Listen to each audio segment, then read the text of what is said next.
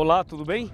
Eu estou aqui na antiga cidade de Pérgamo para falar para você sobre o maior inimigo da esperança.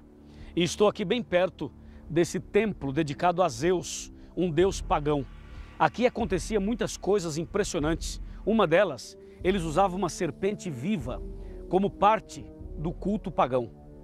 Pérgamo representa o período dos compromissos, o período em que eles uniram cristianismo com paganismo.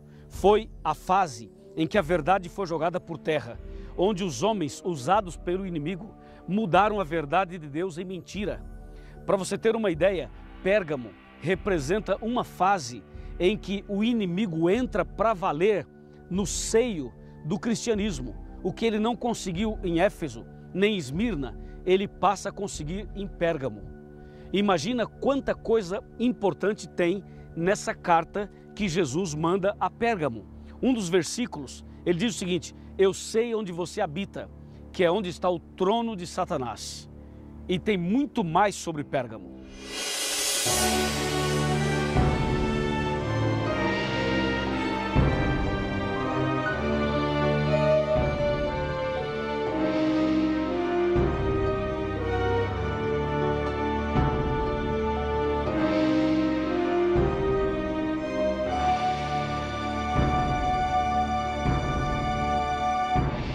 Pérgamo representa um período que vai do ano 313, 323 até o ano 538. Esse foi um período de alianças, em que a igreja cristã fez concessões políticas e também com o paganismo. Houve uma mistura de cristianismo e paganismo, entende? E isso foi muito mal para a igreja cristã. Essas alianças levaram a igreja a fazer concessões e Constantino o Grande, imperador de Roma, juntamente com o bispo Eusébio, eles fazem um decreto e propõem a mudança do dia de guarda do sábado para o domingo. Isso aconteceu no ano 321, ano que faz parte exatamente do período de Pérgamo, a terceira fase da igreja cristã. Ao ler a carta que Jesus escreveu a Pérgamo, ele começa logo dizendo o seguinte: assim escreve aquele que tem a espada afiada de 2 gumes, mostrando que a palavra de Deus deve ser o guia seguro para os filhos de Deus. A espada afiada de 2 gumes representa a Bíblia, o Velho e o Novo Testamento. No verso 13, ele fala: eu conheço vocês e sei que o lugar que vocês estão é onde está o trono de Satanás. Exatamente aqui onde eu estou, nesse templo pagão, representando assim o trono do inimigo, o trono de Satanás.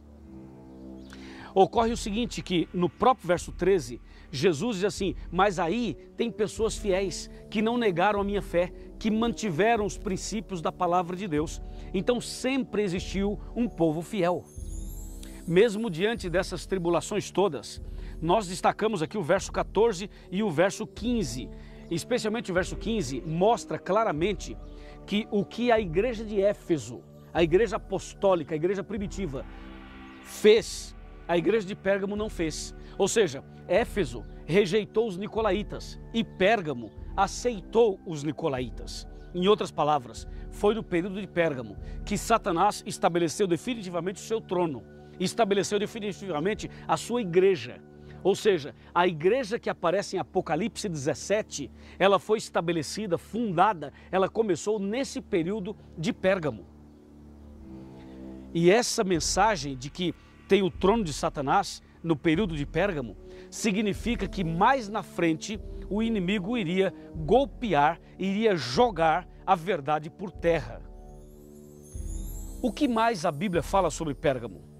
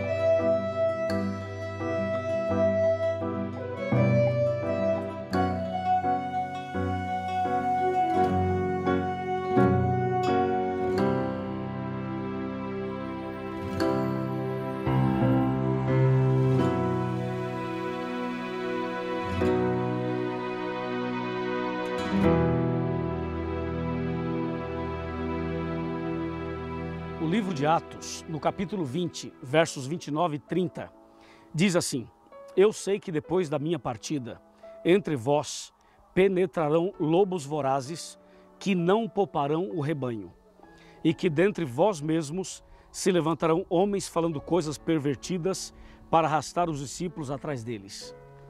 Foi exatamente isso que aconteceu no período de Pérgamo, de 313, 323 a 538. Essa fase em que a igreja cristã se mistura, se une com o paganismo.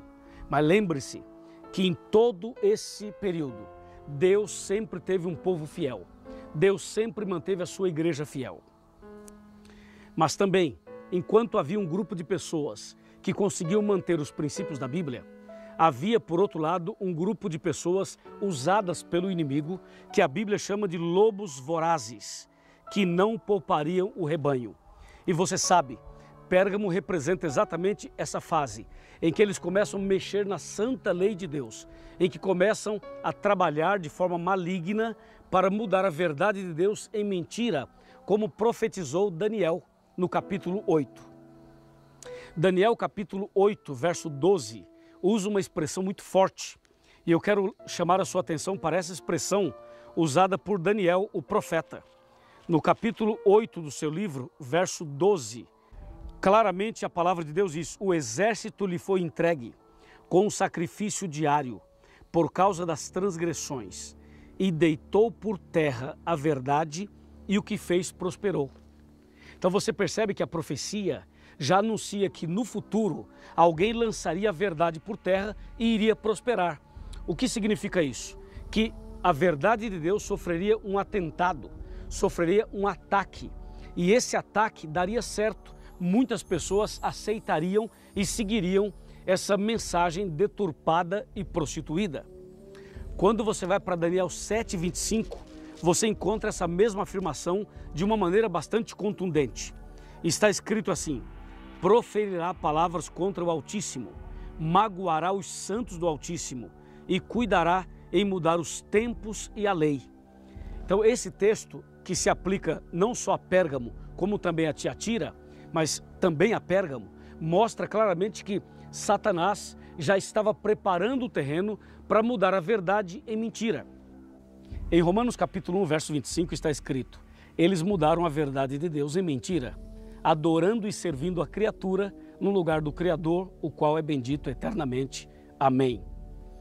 O apóstolo Paulo está se referindo ao paganismo aqui, mas isso também aconteceu com o cristianismo em Roma. E eu convido você a ir comigo até Roma.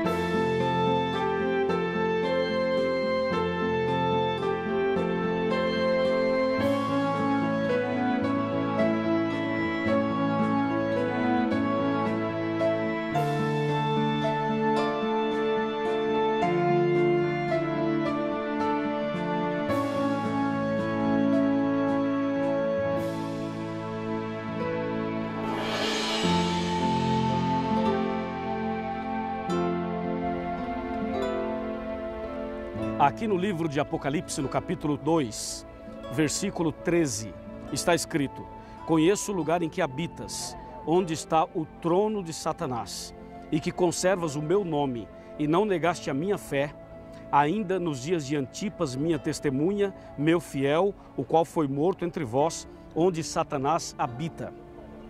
Esse verso revela claramente que o período de Pérgamo foi o período em que o maior inimigo da esperança entrou em ação. Durante o período anterior, o período de Esmirna, Satanás tentou destruir a igreja, tentou perseguir os cristãos e perseguiu realmente os cristãos. Mas, na verdade, os cristãos permaneceram fiéis. Agora, em Pérgamo, Satanás muda um pouco a sua estratégia e propõe alianças, propõe compromissos. E foi justamente isso que aconteceu. Satanás usou uma estratégia, levando inclusive o imperador de Roma a uma pseudo-conversão. Constantino se apresentou como um cristão e agora fez uma união entre religião e política, entre a igreja e o Estado. E essa união possibilitou com que eles armassem alguma coisa que mais tarde se transformaria na maior perseguição da história. Ou seja, essa união entre igreja e Estado fez com que no ano 321 eles então decretassem o que seria, vamos botar entre aspas, uma lei dominical. Na verdade, foi um decreto mudando o dia de guarda do sábado para o domingo. O período de Pérgamo é o período em que a igreja romana começa a se organizar, em que os romanos começam agora a trabalhar de uma maneira religiosa, intencional, justamente com um propósito de dominar, de estabelecer as suas bases. Quando você vai para Apocalipse 17, você vê uma mulher, uma meretriz, que está sentada sobre a besta e que está adornada de ouros, pedras preciosas e pérolas. Essa mulher é símbolo da igreja romana. Então tudo isso está ligado com o período de Pérgamo. E o maior inimigo da esperança começa de uma maneira muito sutil a trabalhar para que as pessoas não percebessem que o mal estava entrando e penetrando no seio do cristianismo. E quando nós chegamos ao ano ali de 380, 381, então o movimento da igreja romana já é mais forte, entendeu? Bem mais forte. E termina esse período justamente quando o bispo de Roma assume o poder, assume o controle e finalmente dá início à supremacia papal. Aquilo que a gente chamaria depois do que é conhecido nas escolas, em todos os lugares, de Santa Inquisição. Que aqui entre nós, né, de santa só tinha o nome, porque foi uma chacina. Aqui nesse lugar onde você está vendo, o Coliseu, foi um dos lugares mais terríveis onde os cristãos eram destruídos. No próximo estudo, eu vou falar um pouquinho mais sobre o que aconteceu aqui no Coliseu. Prepare o seu coração, porque nós estamos aqui em Roma tratando de um assunto que começou lá na cidade de Pérgamo e passou por aqui, ou seja, os acontecimentos, as pressões e perseguições passaram por aqui. O maior inimigo da esperança armou uma grande cilada para destruir os cristãos, mas Deus é mais forte e a verdade prevaleceu e os cristãos foram fiéis e a mensagem foi preservada até os dias de hoje. Se eles tinham o maior inimigo da esperança, nós temos a grande esperança em nosso coração.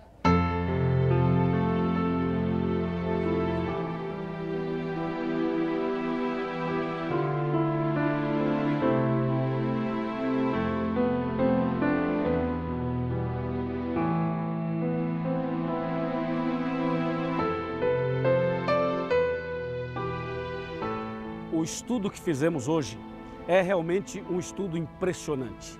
Essa mensagem tocou o nosso coração. Nós estudamos sobre um período da igreja onde as pessoas fizeram compromisso e alianças com o Estado e com o paganismo. Mas chegou o momento de você fazer uma aliança com Deus, uma aliança com a Bíblia, uma aliança com Jesus Cristo.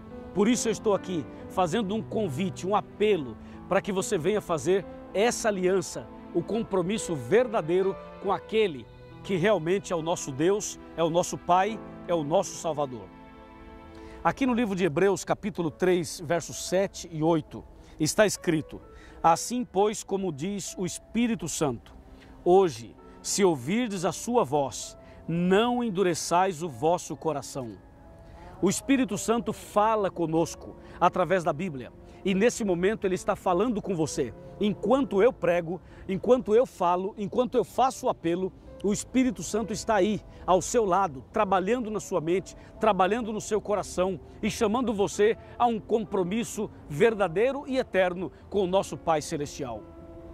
Abra o seu coração.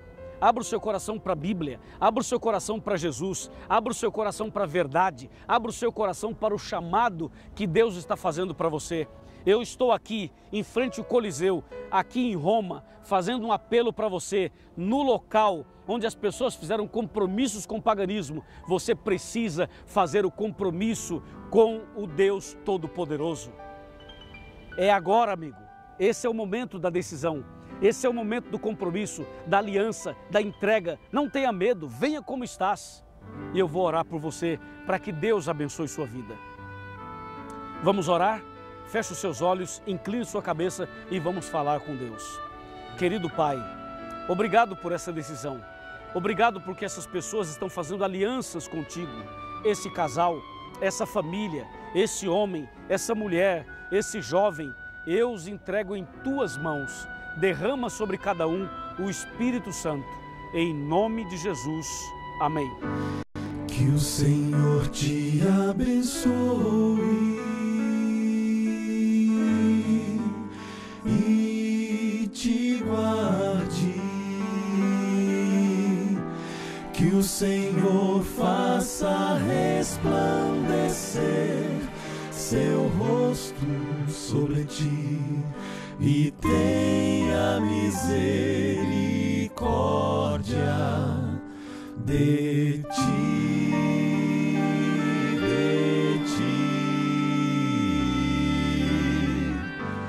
Que o Senhor sobre ti levante o seu rosto e te dê